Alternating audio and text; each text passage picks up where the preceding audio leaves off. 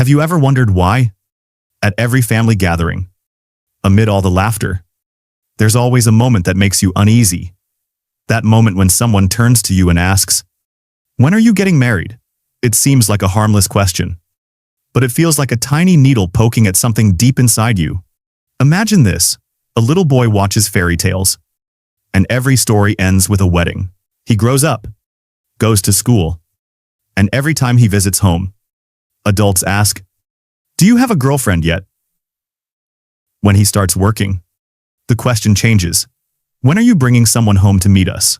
All of this repeats like a hidden script. No one says it out loud, but everyone silently agrees. The next step in your life is to get married and have kids. But what if we stopped and asked, why? That's when the story starts to get interesting. A man walks into a family gathering. Everything is normal until he says something that halts the room. "I don't need to get married." A simple sentence. And yet the room falls silent. In that instant, you can feel the tension ripple out. Like he's touched on a secret everyone knows, but no one dares to say. That moment is the start of a journey to explore how society has programmed men to follow a single path. And the bigger question, does that path actually serve personal happiness? Or just the stability of the system? He isn't against marriage. He doesn't hate family or love. He just doesn't need it to feel complete. And that's what makes people uncomfortable. Because the image of a successful, confident, a happy man who's not married is a silent challenge to the whole system. It says, you don't have to follow the script to be considered successful. What makes him special is his calmness. He doesn't have to prove anything to anyone. When others ask, "When are you getting married?" he doesn't joke to deflect. Nor does he rush to defend himself with reasons. He just says, "I don't need to get married," and then goes on enjoying the party like it's the most natural thing in the world. That calmness makes others uneasy, because they realize he isn't bound. He could decide to take a different path at any moment. He could quit his job, to move to a new city, start a business, or go on a long trip just because he wants to. No one can define his worth using old standards.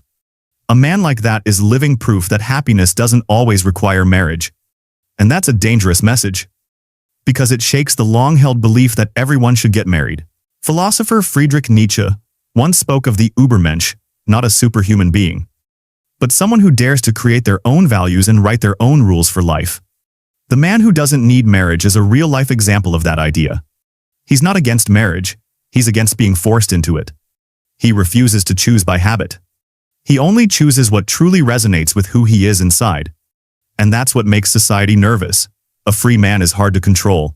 He won't easily be pulled into the race of buying houses and cars just to prove he's a worthy man. He spends money on what matters to him, not on what's expected. He works not just to pay bills, but to grow. He builds relationships not out of fear of loneliness, but to share his life with someone truly worthy.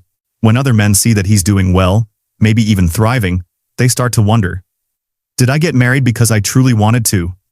Or because I was told to? That question is like a small spark that can spread quickly. It makes those on autopilot stop and think, and the more people start asking, the more the system shakes. To keep viewers engaged, this part of the video needs a quicker pace. Vivid imagery. A sense of liberation. The audience needs to feel they're witnessing a dangerous character in the most captivating way he doesn't destroy. He opens up a new possibility.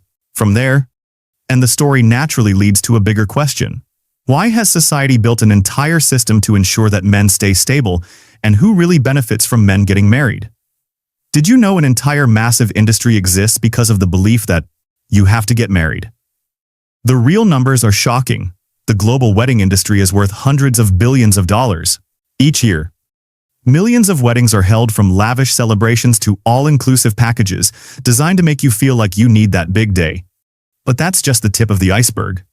When a man decides to marry, he enters a powerful consumption cycle, buying rings, hosting events, taking wedding photos, renting venues, ordering flowers, hiring stylists. After the wedding comes a string of financial decisions: buying a home, getting a car, purchasing family insurance, spending on children. Real estate companies especially love engaged couples, because they tend to buy homes earlier than single people. Insurance companies offer happy family plans at higher prices, marketed as safe and responsible. Even advertising campaigns always tie the image of a successful man to a peaceful family, as if success only counts when someone's by your side. Look closely, and you'll notice a familiar pattern. Marriage makes you a predictable consumer. You'll work harder to maintain income, spend more to meet social standards, and take fewer risks because you have to think of your family. This isn't a dark conspiracy. It's just how a consumer economy functions. A free man, who only spends on what truly matters to him, is a wild card. And that's not good for an economy built to push endless consumption. The remarkable thing is the man who doesn't need marriage sees through this. He realizes most of his past spending wasn't because he truly wanted something, but because he wanted to prove his worth. The fancy car, the spacious apartment, in the fine dining. It was all part of a performance for societal approval. When he stops and asks, "Am I buying this because I need it?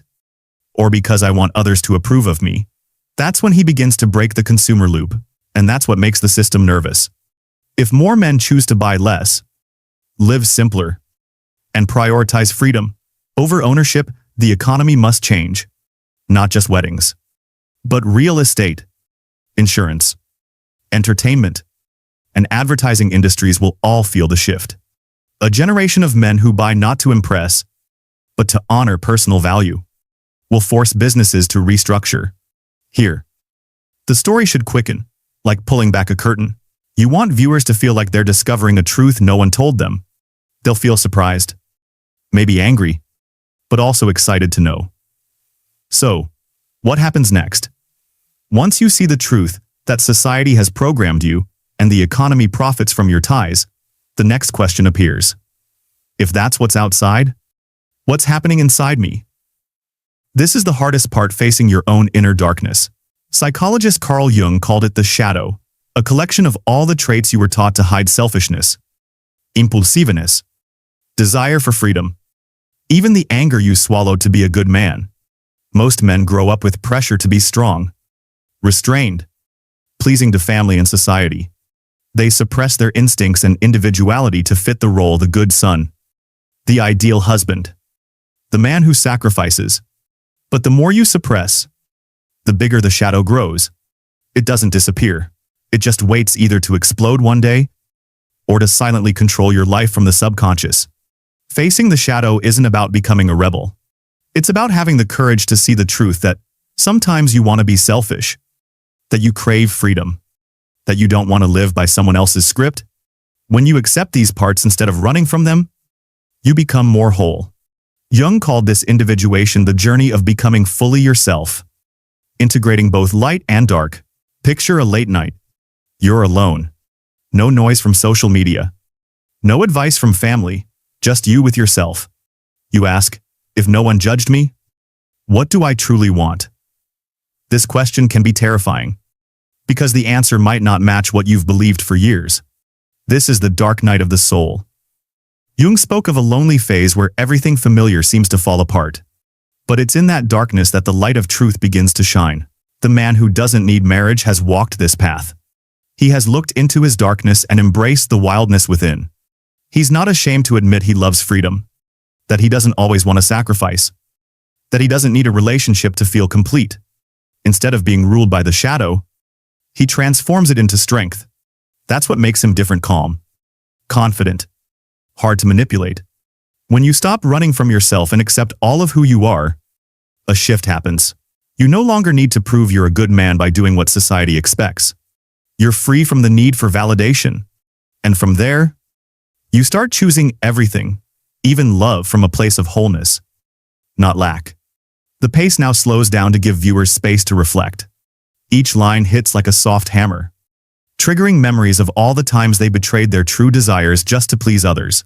This is where the video touches deep emotions, where the audience feels like the narrator is speaking directly to them. Then the rhythm slowly picks up again, building toward a sense of liberation. When you integrate your shadow, you're no longer ruled by it. You choose freely, without guilt holding you back. This is a turning point from a conditioned man to a man with full agency. Imagine two types of men standing before you. One walks straight, polite, calm, with a well-ordered life. He has a stable job, a long-term financial plan, a peaceful family, even a 5-year plan on his wall. This is the kind of man society calls ideal someone. Nietzsche, associated with the Apollonian order. Control. Safety. The other is entirely different. He carries an unpredictable energy. He might move cities just because he wants to, quit his job to chase a bold idea, or stay up all night writing a project that excites him. He has a strange magnetism because he's unbound. This is the Dionysian man. Nietzsche spoke of wild instincts, freedom, creativity, chaos, but full of life. Society prefers the first man because he's predictable. He'll show up to work on time, pay bills, and stay out of trouble. The second man is dangerous, not violently, but because he's hard to control. A free man can choose to leave the system at any moment, and that makes society uneasy. Marriage, as society designs it, is a tool to turn Dionysian men into Apollonian ones. It turns wild creativity into duty, freedom into responsibility, uncertainty into clear plans. You're taught this is a good thing, that it makes you mature. And for many, marriage does help them find balance. But what happens when a man dares to keep both parts? The man who has gone through individuation, as Jung described, it doesn't reject either side. He knows when to be orderly and when to explode. He can be a gentleman at dinner and a warrior in a crisis. He can care for friends gently, but also make cold decisions when needed. He is the harmony of opposites, safe yet wild, trustworthy yet unpredictable. And that's what makes him dangerous in society's eyes. He can't be boxed in. The system can't scare or pressure him into conformity. He keeps his wild flame and masters it. That's a kind of freedom many dream of, but few dare to claim. When you realize you can keep both order and wildness, the question is no longer, should I get married? It becomes, is my choice coming from power or fear? This is the most important transformation. Because marriage isn't the enemy. It only becomes a burden when you enter it from fear, pressure, or feeling not enough. But if you choose it from wholeness and freedom, marriage can be deeply meaningful. Nietzsche once posed the idea of eternal recurrence live, as if you had to repeat this life forever. If you had to marry the same person, live the same life, to do the same job, would you choose it again and again? If the answer is yes, it's a choice born from agency. If no, maybe you're only doing it because you were told to. The man who has completed himself doesn't reject marriage. He just refuses to see it as a requirement for success. When he chooses love, chooses marriage, it's because he wants to share his life with someone, not to fill a void. This is a new kind of strength, the strength of a free man. He can choose to enter a relationship and also choose to leave it if it no longer fits. That's what makes the relationships he builds unique.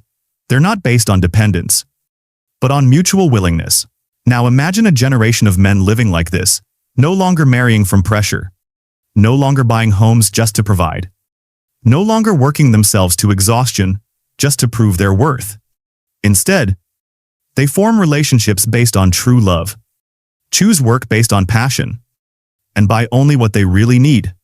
That would change how society works, not built on fear, but on intention. This is when you empower your audience. You can start today. Sit down and write what you truly want, not what society tells you to want. Ask yourself, if no one judged you, compared you, what would you choose for your life? That question is like opening a new door. When the audience hears this, they're not just watching a video, they feel invited into a journey of self-discovery. After walking through this entire journey, you realize the man who doesn't need marriage isn't a rebel against society. He's just someone who dared to look inward, to examine the system, and to choose differently. He doesn't destroy old values. He simply proves that other choices are valid too. And that alone is enough to shake the world, because it forces everyone to ask, did I choose my life or just follow momentum? This is the final message. Marriage isn't the enemy. It only becomes pressure when you step into it from fear, from pressure, from the sense that you're not enough.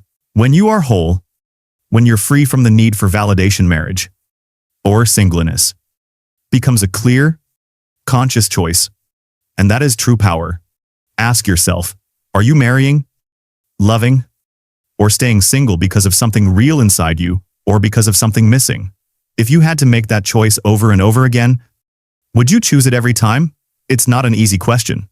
But only when you dare to answer it will you truly own your life.